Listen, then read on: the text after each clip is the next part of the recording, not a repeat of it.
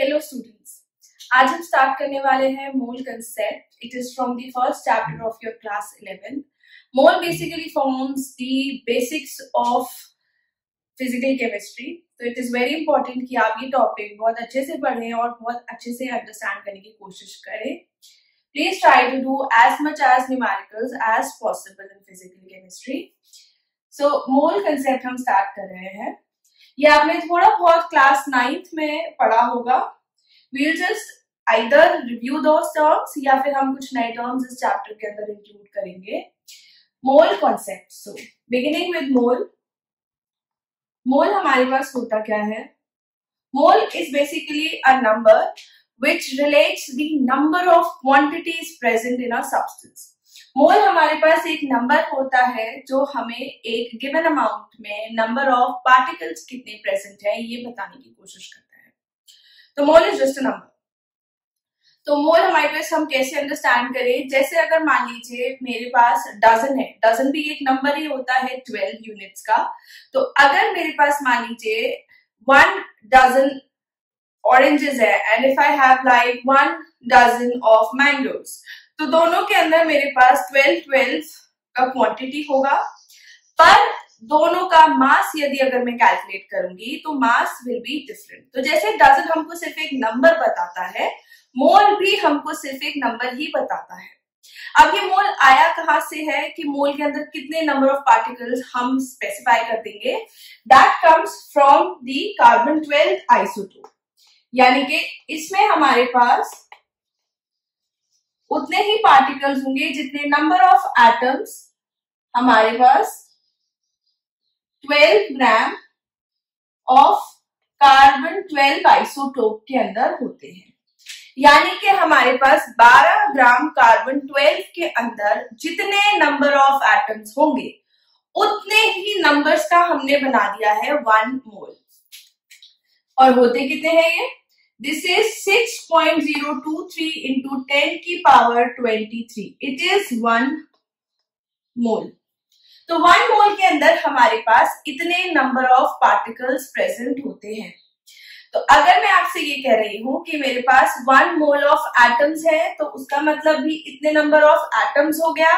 अगर मैं बोल रही हूं कि मेरे पास 1 मोल ऑफ मॉलिक्यूल्स है तो उसका मतलब उसके अंदर इतने नंबर ऑफ मॉलिक्यूल्स हो गया. Although mass may vary but number of particle remains the same. This is also known as Avogadro's number और इसका हमारे पास सिंबल होता है N with a subscript of A. तो मोल बेसिकली हमको इतने नंबर के साथ में चीजों को रिलेट करने की पाथ प्रोवाइड करता है. मोल बेसिकली हमारे पास इतने नंबर ऑफ पार्टिकल्स को रिलेट करता है क्वांटिटीज के मास के साथ कि कैसे कितने मास में कितने नंबर ऑफ पार्टिकल्स प्रेजेंट होंगे. तो मोल हमें क्या कैलकुलेट करने में मदद करता है? मोल बेसिकली जैसे आपके पास मान लीजिए आपको किसी नंबर ऑफ मास में या किसी अमाउंट ऑफ मास में आपको एटम्स निकालने हैं या फिर आपको मॉलिक्यूल्स का पता करना है या आपको आयंस का पता करना है या आपको इलेक्ट्रॉन्स का पता करना है या if you want to find out the protons या if you want to find out the neutrons in a particular amount of a substance, then you can find it like this. ये number हमारे पास macroscopic level पे it is very much higher. तो इसलिए हम इसे छोटी स्केल पे यानी कि एलिमेंटल स्टेट्स पे या फिर मॉलिक्यूलर स्टेट्स पे ज्यादा यूज करते हैं. तो एक आधा न्यूमेरिकल हम इसके ऊपर देख सकते हैं. सपोज जैसे मान लीजिए मैं आपसे ये बोलूं कि मेरे पास 2 मोल ऑफ सोडियम है. तो 2 मोल ऑफ सोडियम के अंदर मुझे निकाले हैं क्या? एटम्स. क्योंकि सोडियम हमारे पास एक मोनो एटॉमिक एलिमेंट है तो इसके एक मॉलिक्यूल में हमारे पास एक ही एटम होगा. तो अगर मेरे को 2 मोल ऑफ सोडियम के अंदर नंबर ऑफ एटम्स निकाले हैं, सिंस आई नो 1 मोल के अंदर क्या इतने पार्टिकल्स होंगे और अगर मैं इसके अंदर देख रही हूं तो इतने एटम्स हो जाएंगे. तो 1 मोल of sodium will have Na number that is 6.022 या 2 3 इंटू 10 की पावर 23 इतने नंबर ऑफ एटम्स हो जाएंगे। तो अगर मेरे पास 2 मोल ऑफ सोडियम है तो इसके अंदर 2 into Na number of atoms हो जाएंगे, यानी कि इट इज 2 इंटू 6.023 इंटू 10 की पावर 23 एटम्स मेरे पास इसके अंदर होंगे। यही चीज अगर मान लीजिए हम मॉलिक्यूल्स के सेंस में देखना चाह रहे हैं, सिंस मैंने यहाँ पे तो एक मोनो एटॉमिक एलिमेंट लिया है, अगर मान लीजिए मैं यहाँ पे कह दूं आपसे कि मेरे पास 2 मोल्स ऑफ वाटर है, इसके अंदर मुझे निकालने हैं कि नंबर ऑफ मॉलिक्यूल्स कितने हैं। तो सिंस H2O हमारे पास क्या है, एक मॉलिक्यूल है, तो इसके मोल किससे रिलेट करेंगे, हमारे पास मॉलिक्यूल से। तो 1 mole of H2O will have 6.023 into 10 की पावर 23 molecules। अगर मेरे पास 2 मोल ऑफ H2O है तो ये मेरे पास 2 इंटू 6.023 इंटू 10 की पावर 23 मेरे पास क्या दे देगा, मॉलिक्यूल्स। ठीक है, तो यहां से मेरे पास 2 मोल वाटर के अंदर मैंने मॉलिक्यूल्स कितने थे वो निकाल लिए हैं। ये यहाँ पे जो नंबर है ये मुझे एटम्स नहीं बता रहा, क्योंकि H2O इज अ कंपाउंड और इस कंपाउंड के अंदर फर्दर मेरे पास 2 एटम्स ऑफ हाइड्रोजन है and I have 1 atom of oxygen.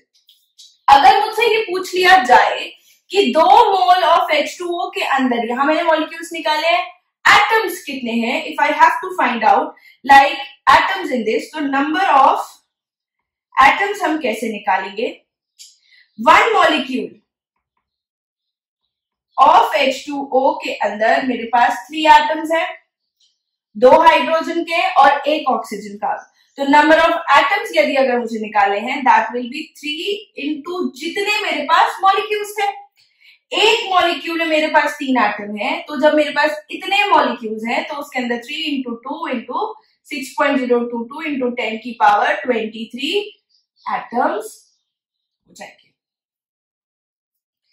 ठीक है, तो नाउ दिस हियर अगर मेरे पास कंपाउंड में बदल जाता है तो दैट गिव्स यू मॉलिक्यूल। अब इसे भी अगर हमें मान लीजिए मैंने आपसे बोला कि हम एटम्स निकाल सकते हैं या हम मॉलिक्यूल्स निकाल सकते हैं, हम आयंस निकाल सकते हैं, तो अगर मान लीजिए मैं इसमें आपको आयंस का एग्जाम्पल दूं, suppose if I am giving you, जैसे हमारे पास है हाइड्रोक्साइड, 2 मोल ऑफ हाइड्रोक्साइड, कुछ भी आयन ले लेते हैं। तो if I have like 1 mole of OH negative के अंदर मेरे पास कितने आयंस होंगे, 6.023 इंटू 10 की पावर 23 आयंस, इतने आयंस हो जाएंगे मेरे पास। तो अगर 2 मोल ऑफ OH नेगेटिव है तो इसके अंदर मेरे पास 2 इंटू 6.023 इंटू 10 की पावर 23 आयंस हो जाएंगे। ठीक है, अब सिंस ये मेरे पास आयन है तो मैं इसके अंदर इलेक्ट्रॉन, प्रोटॉन, न्यूट्रॉन, बेसिकली कुछ भी निकाल सकते हैं, तो आप नॉर्मल में भी निकाल सकते हैं, लेकिन स्पेसिफिकली मैंने आपके पास किसी एनायन का केस है तो हम इससे चलिए आप इलेक्ट्रॉन निकालने की कोशिश करते हैं। ये वैसे आयन था, तो this is relating you with the number of ions. अगर मुझे इसके अंदर मान लीजिए नंबर ऑफ इलेक्ट्रॉन्स निकालने हैं, तो नंबर ऑफ इलेक्ट्रॉन निकालने के लिए पहले मैं क्या देखूंगी कि मेरे पास एक आयन में कितने इलेक्ट्रॉन्स है। अगर हमारे पास 1 OH नेगेटिव है, 1 OH नेगेटिव का आयन है, तो उसमें कितने इलेक्ट्रॉन्स होते हैं। ऑक्सीजन के पास आपके पास इलेक्ट्रॉन्स कितने हैं, 8, because the atomic number is 8। Hydrogen के पास हमारे पास इलेक्ट्रॉन कितने होते हैं, 1, द एटॉमिक नंबर इज 1। पर सिंस यहाँ पे एक नेगेटिव चार्ज लगा हुआ है, इसका मतलब इसने एक इलेक्ट्रॉन एक्स्ट्रा गेन कर रखा है, तो the total number of electrons on OH negative becomes 10। तो 1 OH negative ion is equals to 10 electrons. अब मुझसे पूछा गया है, मान लीजिए कि 2 मोल ऑफ OH नेगेटिव में सपोज कि इलेक्ट्रॉन्स कितने हैं, तो हम कैसे निकालेंगे। 2 मोल ऑफ OH नेगेटिव में पहली बात तो आयंस कितने हैं, जितने आयंस थे हमारे पास तो इलेक्ट्रॉन्स कितने हो जाएंगे, जितने आयंस है उतना इंटू 10। एक आयन में 10 इलेक्ट्रॉन्स है तो इतने आयन में कितने into 10। All you have to understand in this chapter is mostly the unitary method का यूज। क्या आपको यूनिटरी मेथड का यूज बेटर तरीके से आना चाहिए, चीजों को रिलेट करना आना चाहिए। तो यहाँ पे हमारे पास ये कितना हो जाएगा 2 इंटू 6.023 इंटू 10 की power 23 into 10 electrons. Now this is related with the number of electrons. तो आपने देखा हमें सिर्फ मोल पता थे, आई न्यू दी मोल की मेरे पास इतने मोल है, अब मैंने उसके अंदर क्या निकाली number of electrons finally, but इससे मुझे पहले नंबर ऑफ आयंस मिल गए हैं। This is how you can find out many things like all of the 6 things I told you about from the number of mole. Now this number of mole अगर आपको नहीं पता है, आपको given नहीं है, आपको एक particular mass of substance given है, तो उससे हम कैसे निकालेंगे कि हमारे पास कितने मोल्स प्रेजेंट है उस चीज के। उसके लिए पहले हम 2-4 छोटी टर्म्स डिस्कस कर लेते हैं, that is the atomic mass, the gram atomic mass, the molecular mass, the gram molecular mass. Then हम डिसाइड करेंगे कि मोल हमें मास से कैसे निकालना है। तो फर्स्ट वी आर डिस्कसिंग कि हमारे पास एटॉमिक मास क्या होता है। जैसे इसके नाम से थोड़ा बहुत पता चल रहा है हमको कि atomic mass must be related with the mass of an atom. एक एटम का हमारे पास मास कितना होता है वो हमें एटॉमिक मास से पता चलता है। सी अगर हमारे पास हम किसी एक एटम का मास निकाल रहे हैं तो एटम के अंदर आपको पता होगा we have only like electron, protons and neutrons, और इन सब का मास इतना ज्यादा छोटा होता है, इट इज लाइक 10 की पावर माइनस बहुत ज्यादा टर्म्स में पहुंच जाता है। तो इसलिए हम इसे नॉर्मल लेवल पे कैलकुलेट नहीं कर सकते। We can not weigh it normally कि हमने एक एटम उठाया और उसको वे कर दिया, because it is very very very very very small, you can not even see it with your naked eyes. तो अगर हमें मास ऑफ एन एटम निकालना है तो हमें इसे बेसिकली रिलेट करना पड़ेगा किसी चीज से। और अगर हम ये भी पता होगा आपको कि अगर हम किसी एक एटम का मास निकालते हैं तो उसमें हम न्यूट्रॉन्स और प्रोटॉन्स का मास ज्यादा कंसिडर करेंगे, क्योंकि इलेक्ट्रॉन का मास प्रोटॉन और न्यूट्रॉन के मास से बहुत ज्यादा छोटा होता है। 1 इलेक्ट्रॉन का mass is equals to 1/1840 times of the mass of a proton. तो यानी कि ये बहुत छोटा होता है इलेक्ट्रॉन का मास एक प्रोटॉन के मास से, इसलिए कभी भी हम किसी एटम का मास अगर निकालते हैं तो we usually consider its proton mass और न्यूट्रॉन का मास, क्योंकि ये आपस में दोनों के मासेस कंपैरेटिव होते हैं। For your better understanding I will write it here कि 1 इलेक्ट्रॉन का मास होता है 9.1 इंटू 10 की पावर -31 किलोग्राम। एक प्रोटॉन का मास होता है हमारे पास 1.67 इंटू 10 की पावर -27 किलोग्राम। एक न्यूट्रॉन का मास भी approximately equal to that of a proton, slightly bigger, 1.67 into 10 की पावर -27 केजी। अब आप यहाँ पे देख सकते हैं कि हमारे पास इलेक्ट्रॉन का मास तो बहुत छोटा है किसी प्रोटॉन के या न्यूट्रॉन के मास से। इट इज जस्ट लाइक अगर आप 1 में ऐड कर रहे हैं 0.0001, तो it will this 0.0001 will not make a difference to the total value of 1, तो हम इसे थोड़ा सा निग्लेक्ट कर देते हैं। इसीलिए किसी एटम के मास में हम जनरली कंसिडर करते हैं प्रोटॉन और न्यूट्रॉन का मास। अब इस मास में भी यदि अगर हम देखें कि जैसे हमारे पास हाइड्रोजन है तो उसके अंदर हमारे पास सिर्फ एक प्रोटॉन होता है जनरली नॉर्मल आइसोटोप में हाइड्रोजन के, तो सिर्फ ये मास हो जाएगा। लेकिन अगर हम आगे आगे आगे एटम्स पे यदि अगर बढ़ते चले जाएं तो हमारे पास ये कैलकुलेशन बहुत ज्यादा कॉम्प्लेक्स हो जाती है, क्योंकि number of protons and number of neutrons हमारे पास इंक्रीज करते चले जाते हैं। तो इसलिए हमने एटॉमिक मास के लिए भी स्टैंडर्ड बनाया हुआ है कि हम निकालिए एटॉमिक मास यूनिट। पहले इसे AMU से डिनोट करते थे, nowadays it is just denoted by U। तो 1 unit mass is equal to 1/12 of mass of 1 C12 atom. यानी कि कार्बन 12 के एक एटम के मास का अगर हम 1/12 ले लें तो that is equal to 1 unit mass. अब इसी को स्टैंडर्ड लेकर के हम बाकी सारे एलिमेंट्स का मास इससे रिलेट कर सकते हैं। तो हम 1 यूनिट मास से बेसिकली किसी भी एटम का मास रिलेट कर सकते हैं। दैट इज, अगर फॉर एग्जाम्पल जैसे अगर मान लीजिए हाइड्रोजन है, if I am saying hydrogen का मास अगर 1 यूनिट मास होता है, टू बी एग्जैक्ट इसका मास होता है हमारे पास 1.008 यूनिट मास, जिसे हम राउंड ऑफ करके 1 यूनिट्स ले लेते हैं। तो अगर मैं कह रही हूँ हाइड्रोजन का मास 1 यूनिट मास है, यानी कि it is 1/12 of mass of 1 carbon 12 atom, यानी कि 1 यूनिट मास। अगर मैं कह रही हूं कि ऑक्सीजन का मास मेरे पास 16 यूनिट्स है, इसका मतलब it is 16 times of 1/12 of mass of carbon 12 atom. तो जो हमारे पास एटॉमिक मास होता है, it is basically the mass of 1 atom, but हम किलोग्राम्स या ग्राम्स में इसको नहीं लेते because it is very difficult और कॉम्प्लेक्स टू कैलकुलेट। तो हमने उसके लिए एक स्टैंडर्ड यूनिट बनाई है 1 यूनिट मास या फिर atomic mass unit, which is 1/12 of mass of carbon 12 atom. और इसके रिगार्ड में हम बाकी एलिमेंट्स का मास निकाल लेते हैं। तो अगर किसी भी एलिमेंट का मास है that is x times of 1/12 of mass of carbon 12 atom. ये हम निकालते हैं जैसे सिर्फ एक पर्टिकुलर एक एटम के लिए। अब हम निकाल रहे हैं जैसे मान लीजिए सेम चीज अगर हम मोल के लिए निकालें, तो मोल जैसे हमें पता है कि मोल आपके पास होता है 6.023 इंटू 10 की पावर 23 पार्टिकल्स, तो वो हमारे पास हो जाता है ग्राम एटॉमिक मास।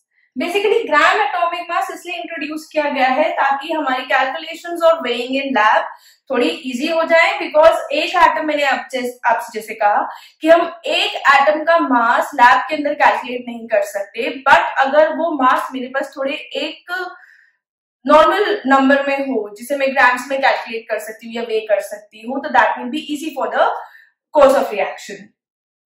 तो जैसे हमारे पास ग्राम एटॉमिक मास है, इट इज बेसिकली 6.023 इंटू 10 की पावर 23 पार्टिकल्स किसी चीज के होंगे अगर, तो उनका मास कितना होगा। तो ग्राम में उनका मास हम निकालते हैं और ग्राम में उनका mass comes out to be almost the same as the unit mass, but unit हमारे पास ग्राम हो जाती है, यानी कि मैग्नीट्यूड इज सेम बट हमारे पास जो यूनिट हो जाता है वो हमारे पास ग्राम हो जाता है। तो it is gram atomic mass is basically mass of, it is the mass of 6.023 into 10 की पावर 23 पार्टिकल्स। या इस केस में हम क्या लेंगे, एटम्स ही है क्योंकि हम एटॉमिक मास ले रहे हैं, तो पार्टिकल्स इतने का हो जाएगा हमारे पास मास जो आएगा ग्राम में, दैट इज ग्राम एटॉमिक मास। जैसे फॉर एग्जाम्पल मैं आपसे कहूं कार्बन का ग्राम एटॉमिक मास होता है 12 ग्राम, और कार्बन का ही अगर मैं यूनिट मास लूंगी तो मेरे पास आता है 12 यूनिट्स। 12 यूनिट्स इज बेसिकली मेरे पास 12 यूनिट्स का मतलब है कि 12 times of 1/12 of carbon 1 atom, और एक कार्बन के एटम का मास होता है 1.99 इंटू 10 की पावर -24 ग्राम्स। तो अगर मैं उसे निकालूंगी तो बहुत छोटा आने वाला है। कार्बन मेरे पास होता है 12 ग्राम का ग्राम एटॉमिक मास है कार्बन का, तो यानी कि इसके अंदर 12 ग्राम कार्बन तो हम जनरली देख सकते हैं, तो 12 ग्राम कार्बन के अंदर आपके पास 6.023 इंटू 10 की पावर 23 पार्टिकल्स होने वाले हैं। मैं अगर आपसे कहूं ऑक्सीजन का मास मेरे पास ग्राम एटॉमिक मास है 16 ग्राम, तो 16 ग्राम का मतलब है मेरे पास 6.023 इंटू 10 की पावर 23 एटम्स ऑफ ऑक्सीजन है। और अगर मैं 16 यूनिट्स बोल दूं तो यानी कि मेरे पास ओनली 1 एटम ऑफ ऑक्सीजन है। ठीक है, तो 1 unit mass is basically related with the mass of one atom, या फिर unit mass is related with the mass of one atom. लेकिन हमारे पास जो अगर ग्राम में हमको मास निकालना है वो हमारे पास 6.023 इंटू 10 की पावर 23 पार्टिकल्स का मास होता है। इसी चीज को अगर जैसे मान लीजिए हम नाइट्रोजन के लिए लें तो नाइट्रोजन जैसे मैं कह रही हूँ 14 ग्राम है, तो 14 ग्राम का मतलब ये है इसके अंदर आपके पास इतने पार्टिकल्स होंगे, यानी कि 6.023 इंटू 10 की पावर 23 एटम्स ऑफ नाइट्रोजन का वेट 14 ग्राम होगा। 14 ग्राम हम जनरली वे कर सकते हैं, बस इसका जो एटॉमिक मास यूनिट है दैट विल बी 14 यूनिट्स, जिसे आप सिर्फ एक एटम का मास कहेंगे और एक एटम का मास हम वे नहीं कर सकते because it is very small. तो next moving on to the molecular mass, since this is about the atoms only. अब जैसे आपके पास एटम्स कंबाइन होकर के कोई मॉलिक्यूल बनाते हैं, तो मॉलिक्यूल का मास यदि अगर हमको देखना है तो that will B molecular mass. तो मॉलिक्यूलर मास हमारे पास होता है वन मॉलिक्यूल का मास।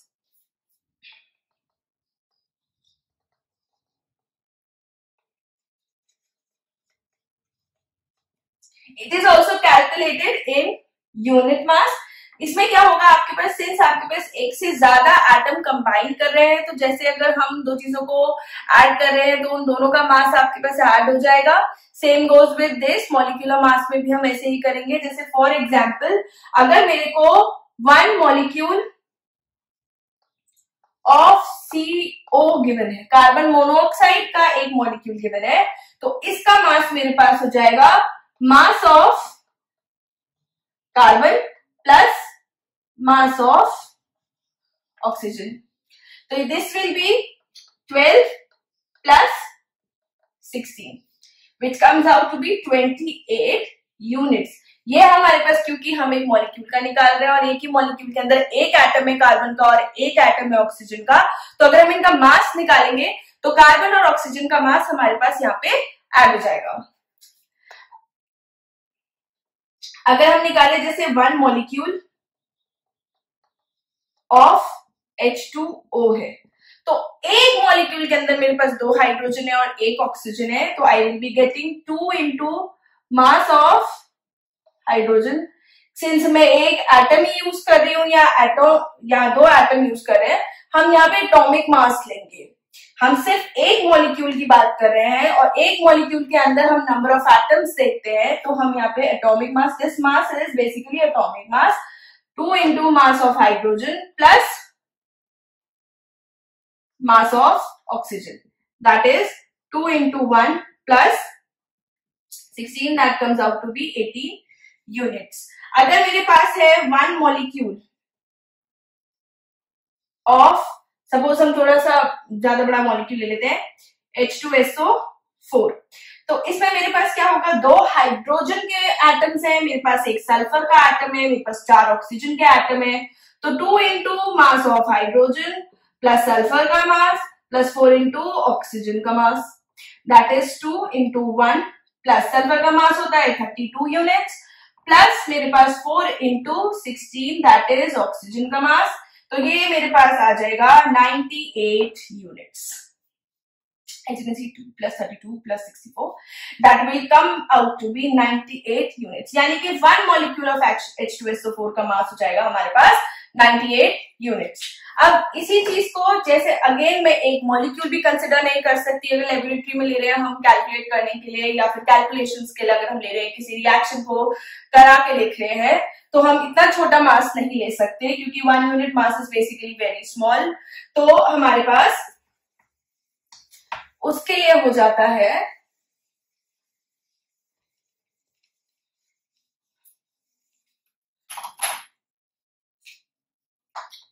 ग्राम molecular mass.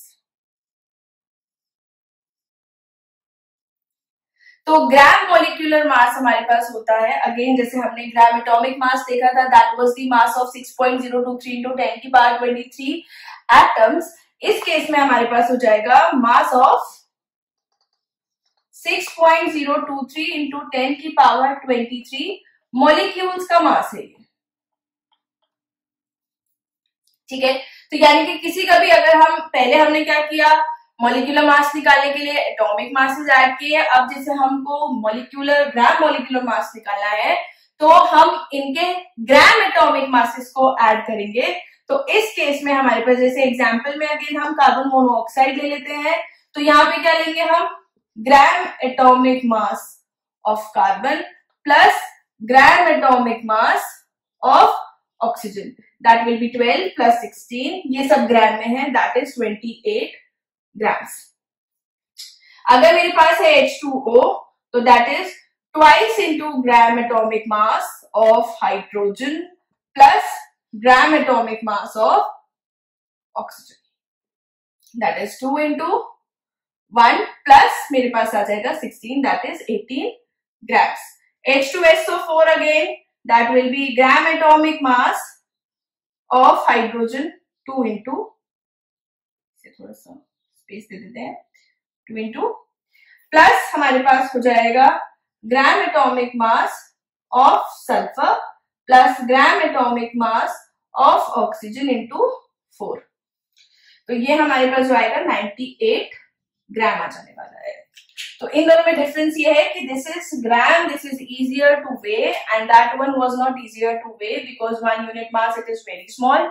1 unit mass is basically 1/12 of mass of carbon 12 atom, और एक एटम सिंस बहुत छोटा होता है तो उसका मास भी हमारे पास बहुत छोटा होगा। 1 unit mass is basically equal to 1.67 into 10 की पावर -27 kgs, क्योंकि जैसे अगर हम हाइड्रोजन का मास देखें तो हमारे पास 1 यूनिट मास अप्रोक्सीमेटली आता है, और हाइड्रोजन के पास आपके पास 1.67 इंटू 10 की पावर -27 किलोग्राम्स वाला एक प्रोटॉन ही है सिर्फ, इलेक्ट्रॉन का मास हम कंसिडर नहीं करते, और न्यूट्रॉन भी उसमें होता नहीं है हाइड्रोजन के फर्स्ट आइसोटोप में। तो 1 unit mass is approximately equal to 1.67 into 10 की पावर -27 kgs। अब अगर मान लीजिए मैं आपसे कह रही हूं कि मेरे पास ऑक्सीजन है 16 यूनिट्स का, यानी कि 16 इंटू 1.67 इंटू 10 की पावर -27 kgs मुझे वे करना पड़ेगा, which is not possible by the weighing machines और डिजिटल वेइंग मशीन्स अवेलेबल, और हम एक एटम नहीं उठा सकते, तो इसलिए हम यूज करते हैं ग्राम मॉलिक्यूलर मास या फिर ग्राम एटॉमिक मास। रादर हम इन सब चीजों के लिए यूज करते हैं ग्राम मॉलिक्यूलर मास और ग्राम एटॉमिक मास के लिए मोलर मास वाला टर्म, क्योंकि इसके अंदर इतने पार्टिकल्स का हम मास ले रहे हैं और इतने पार्टिकल्स हमारे पास बनाते हैं 1 मोल। तो 1 मोल की किसी चीज का मास, नाउ यू कैन सी 1 मोल की किसी चीज का मास हमारे पास क्या हो जाता है, मोलर मास। 1 मोल में जितना भी मास हो एंड इतना ही वो इक्वल होता है। नाउ अगर आपके पास, इसे मैं एक बार ऐसे लिखवा देती हूँ मोलर मास की टर्म को, लेकिन उससे पहले हम देख लेते हैं कि अब अगर हमें मान लीजिए ये जो हमने ग्राम एटॉमिक मास या ग्राम मॉलिक्यूलर मास पढ़ा है, इससे हम मोल्स कैसे कैलकुलेट कर सकते हैं। तो अगर आपको कभी, जैसे हमने पहले फर्स्ट सेक्शन में किया कि नंबर ऑफ मोल्स हमने निकाले कि 2 मोल है तो उसके अंदर कितने पार्टिकल्स हैं आपके पास, तो कितने पार्टिकल्स हम वो निकालिए। पर अगर आपको मोल नहीं गिवन है, now if you are given with the mass, तो मोल कैसे निकाले, number of mole is equals to given mass, आपको जितना भी मास गिवन है जिसके अंदर आपको निकालने हैं, डिवाइडेड बाय उसका ग्राम एटॉमिक मास। अगर मान लीजिए आपको किसी ऐसे एलिमेंट के लिए निकालना है which exist in the mono atomic form, या फिर सिंगल किसी एलिमेंट के लिए ही निकालना है, तो divided by its gram atomic mass, और it is equal to given mass by gram molecular mass. तो अगर आपको मान लीजिए ये निकालना है किसी मॉलिक्यूल के लिए नंबर ऑफ मोल्स निकालने हैं, तो जितने भी मास में निकालने हैं उसका मास डिवाइडेड बाय उसका ग्राम मॉलिक्यूलर मास। तो rather than these big terms we use a term called molar mass।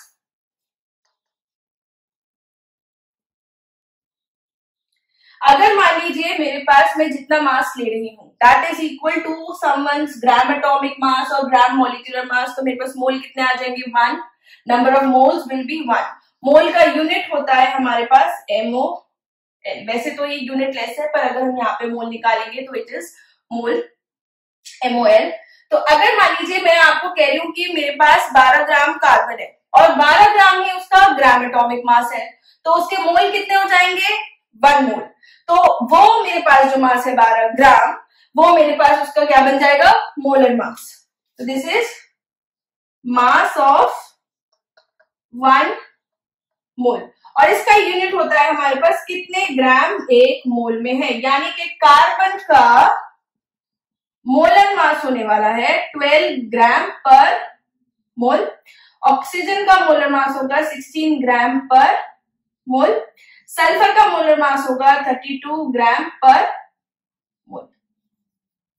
This is about the molar mass. तो rather than this we write number of moles is equals to given mass divided by molar mass. It is given mass divided by molar mass. अब इस पे हम एक दो questions करके देखते हैं, फिर उसके बाद में हम गैसेस का एक और फॉर्मूला होता है उसे ट्राई करेंगे, बट पहले हम इसके ऊपर थोड़े से क्वेश्चंस करके देखते हैं। अब जैसे मान लीजिए अगर हमारे पास क्वेश्चन है 24 ग्राम ऑफ कार्बन आपको गिवन है, इसमें आपको ए पार्ट गिवन है फाइंड द नंबर ऑफ मोल। इसमें कितने नंबर ऑफ मोल्स होंगे ये हमें कैलकुलेट करना है। तो number of mole n, it is denoted by n, ये हमारे पास हो जाएगा। इसका गिवन मास कितना है 24 और आपके पास ग्राम एटॉमिक मास या molar mass of carbon is 12, तो इसके मोल्स कितने आ जाएंगे हमारे पास 2 मोल। अब आपसे पूछा गया है यदि अगर कि इसके अंदर नंबर ऑफ एटम्स निकाल दीजिए, तो पहले हमने क्या किया मोल निकाल लिए। अगर आपको ये क्वेश्चन नहीं भी गिवन है, if you are only given with number of atoms, तो पहले हमको मोल निकालने पड़ेंगे because mole connects with the number of atoms. तो नंबर ऑफ एटम्स हमारे पास कितने हो जाएंगे 1 मोल में कितने होते हैं एवोगैड्रो नंबर ऑफ एटम्स, तो 2 मोल में कितने हो जाएंगे 2 into Na number of atoms. This much number of atoms will be present in 24 gram of carbon. Third part, यदि अगर आपसे पूछ ले कि इसके अंदर नंबर ऑफ प्रोटॉन्स कितने हैं, तो 1 कार्बन एटम के अंदर हमारे पास प्रोटॉन्स कितने होते हैं, we have 6 protons, atomic number is 6। तो मेरे पास इतने नंबर ऑफ एटम्स है 2 into Na number of atoms will give 6 into 2 into Na number of protons। ठीक है। अब जैसे हमें since this was just an atom, अब अगर हमें मान लीजिए दे रखा है आपको 22 ग्राम ऑफ CO2 है आपके पास, इसमें आपको ये पार्ट है नंबर ऑफ मोल निकालते हैं। तो हम क्या करेंगे number of mole is equals to 22, this is given mass divided by इसका मोलर मास।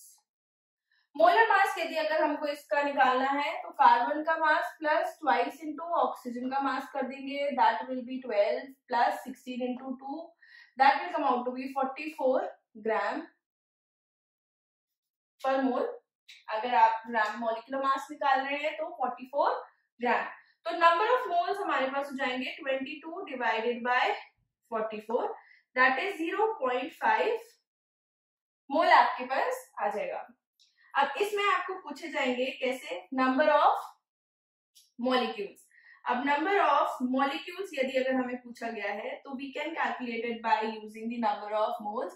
डायरेक्ट मास से नहीं निकाल सकते, मास से निकालना है तो आपको ऐसे करना पड़ेगा कि 22 ग्राम से 44 ग्राम से very hectic, we'll just calculate कि number of molecules 1 मोल में आपके पास 6.023 into 10 की पावर 23 मॉलिक्यूल होता है, तो आपके पास 0.5 मोल में कितना हो जाएगा इसका आधा, तो that will B approximately 3.01 into 10 की पावर 23 मॉलिक्यूल्स। ठीक है, अब इसमें अगर मान लीजिए मैं आपको थोड़ा वेरिएशन दूं और मैं ये बोलूं कि इसमें मुझे नंबर ऑफ कार्बन एटम निकालने हैं, या पहले मैं टोटल नंबर ऑफ एटम्स कह देती हूँ। अब अगर मेरे पास मान लीजिए नंबर ऑफ मॉलिक्यूल्स है और मुझे निकालने हैं नंबर ऑफ एटम्स, तो जैसे हमने H2O वाले क्वेश्चन में किया था सबसे पहले जब हम मोल डिस्कस कर रहे थे सर, कि अगर मेरे पास एक मॉलिक्यूल है कार्बन डाइऑक्साइड का तो उसके अंदर 3 एटम है। 1 molecule of CO2 has 3 atoms। कैसे? एक कार्बन का एटम और 2 ऑक्सीजन के एटम। तो यदि मेरे पास इतने मॉलिक्यूल्स हो गए तो उसके अंदर कितने एटम्स हो जाएंगे? 3 into this much number of molecules। तो नंबर ऑफ मॉलिक्यूल्स मेरे पास कितने हो जाएंगे? यानी कि 3.01 into 10 की power 23 molecules will have 3 into 3.01 into 10 की पावर 23 एटम्स। ठीक है, ये डिवाइडेड बाय 1 भी लिख सकते हैं, जिसको यूनिटरी मेथड में अगर कोई प्रॉब्लम हो कि दिस गिव्स दिस, तो इतना gives what, this into this divided by this number. अब इसी में मैं आपसे पूछूं मेरे पास नंबर ऑफ ऑक्सीजन एटम कितने हैं, यानी कि मैं आपसे पूछना चाह रही हूँ 22 ग्राम CO2 यदि अगर मेरे पास है तो उसमें ऑक्सीजन एटम मेरे पास कितने हो जाएंगे। मैं इसको यहां लिख देती हूँ, ये हम सबको पता चल गया है कि इसके अंदर 0.5 मोल है मेरे पास। This is the D part. Number of oxygen atom निकालने हैं हमने, तो नंबर ऑफ ऑक्सीजन एटम कैसे निकलेंगे? मेरे पास 1 मॉलिक्यूल में कितने ऑक्सीजन एटम है? 2 ऑक्सीजन एटम्स। तो मेरे पास 3.01 into 10 की पावर 23 मॉलिक्यूल्स में कितने हो जाएंगे? 2 into 3.01 into 10 की power 23 atoms of oxygen will be present. तो इस तरीके से हमारे पास एक गिवन मास से हम उसके अंदर कितने पार्टिकल्स प्रेजेंट है वो निकाल सकते हैं। अब इसके अंदर इलेक्ट्रॉन्स को उसी तरीके से निकाल सकती हूँ जैसे लास्ट क्वेश्चन में किया। मैं आपसे पूछूं इसमें इलेक्ट्रॉन्स कितने हैं, तो टोटल एक मॉलिक्यूल के अंदर कितने इलेक्ट्रॉन्स हैं, फिर हमारे पास कितने मॉलिक्यूल्स प्रेजेंट है हम उससे निकाल सकते हैं। तो जो हमारे पास मास से नंबर ऑफ पार्टिकल्स को रिलेट करता है that bridging gap is mole. तो हमें अगर मास गिवन है और हम उसमें मोल में कन्वर्ट कर दें तो वो हमें नंबर ऑफ पार्टिकल्स से रिलेट कर देता है। ठीक है, सेम अगर आपके पास नंबर ऑफ पार्टिकल्स हैं तो उसे हम मास से रिलेट कर सकते हैं। अगर मेरे को किसी भी चीज में for example if I have to find out number of atoms, तो या फिर मॉलिक्यूल्स या आयंस, दैट इज उसमें कितने नंबर ऑफ मोल है इनटू एवोगैड्रो नंबर, क्योंकि एक मोल में मेरे पास एनी नंबर ऑफ एटम्स या पार्टिकल्स होते हैं और जितने भी मोल आ रहे हैं an here it is the number of mole, उसमें आप मल्टीप्लाई कर सकते हैं। तो मास को मोल में कन्वर्ट कर दीजिए और आपको नंबर ऑफ पार्टिकल्स से रिलेशन मिल जाएगा। मास को मोल में कैसे कन्वर्ट करेंगे? मास डिवाइडेड बाय मोलर मास। तो इसे आप मोलर मास से डिवाइड करके नंबर ऑफ मोल्स मिल जाएंगे। फिर आपको अगर नंबर ऑफ पार्टिकल्स में कन्वर्ट करना है तो आप उसे मल्टीप्लाई कर दीजिए बाय एवोगैड्रोस नंबर। अब जैसे अगर मान लीजिए आपको ये गिवन होता कि मेरे पास है 1.204 into 10 की पावर 23 एटम्स ऑफ, ये देखो मुझे गिवन है 1.204 या 22 कर देते हैं इसको 24। If I am given with 1.204 into 10 की power 23 atoms of suppose magnesium ले रखे मैंने, ठीक है, और मैं आपसे पूछ रही हूँ इसका मास बता दीजिए कि कितने एटम्स मैग्नीशियम के, कि इतने एटम्स मैग्नीशियम के कितना मास बनाएंगे। अब again I can related with कि जैसे अगर मान लीजिए इतने एटम्स है तो मैं उसमें मोल निकाल लूं कि 6.023 इंटू 10 की power 23 atoms is equal to 1 mole. तो 1.204 इंटू 10 की पावर 24 एटम्स कितने मोल हो जाएंगे? 1 इंटू 1.204 इंटू 10 की पावर 24 डिवाइडेड बाय 6.023 इंटू 10 की पावर 23 एटम्स, सॉरी इतने मोल आ जाएंगे मेरे पास, और ये आएंगे मेरे पास अप्रोक्सीमेटली 2 मोल। ठीक है, अब मैं इसे number of mole is equals to mass divided by molar mass, इसे जनरली हम डिनोट करते हैं बाय W। तो ये हमारे पास number of mole into molar mass यदि अगर मैं कर दूंगी that will be equal to the weight of Mg जिसके अंदर इतने एटम्स है, और Mg है तो Mg का वेट लेंगे, मैग्नीशियम का वेट होगा 24 ग्राम, यानी कि मोलर मास विल बी 24 ग्राम पर मोल। तो 2 into 24 will be equal to the weight, that is 48 gram will be equal to the weight of magnesium which has 1.204 into 10 की power 24 atoms। तो यहाँ पे आप देख सकते हैं कि हमने कैसे इंटरचेंज किया between the number of particles and the mass via mole. Next we are coming to, जैसे इसके ऊपर बहुत सारे तरीके के क्वेश्चंस मिल सकते हैं, आप प्लीज उन क्वेश्चंस को जरूर ट्राई करिए, सी दी एग्जाम्पलरी क्वेश्चंस, जो भी आपको प्रैक्टिस शीट्स वगैरह में क्वेश्चंस गिवन हो, इसके ऊपर आपके पास बहुत सारे जो क्वेश्चंस अगर आप ट्राई करेंगे, if you are having any problem तो you can ask the teacher और in the comment down below. Next अब हम देख रहे हैं, अगर मेरे पास मान लीजिए कोई गैस है एसटीपी पे, तो मुझे यदि अगर उसका नंबर ऑफ मोल निकालना है, क्योंकि जनरली हमें वॉल्यूम गिवन होता है गैस का, तो अगर एसटीपी पे for the standard temperature and pressure, standard temperature होता है हमारे पास 273 kelvin that is 0 degree Celsius, और प्रेशर होता है हमारे पास 1 atm, nowadays it is used as 1 bar.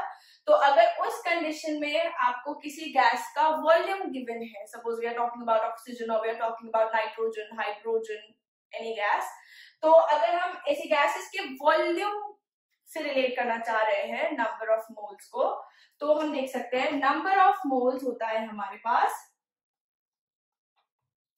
Volume of gas जितना भी आपको गिवन हो at STP divided by 22.4 litre.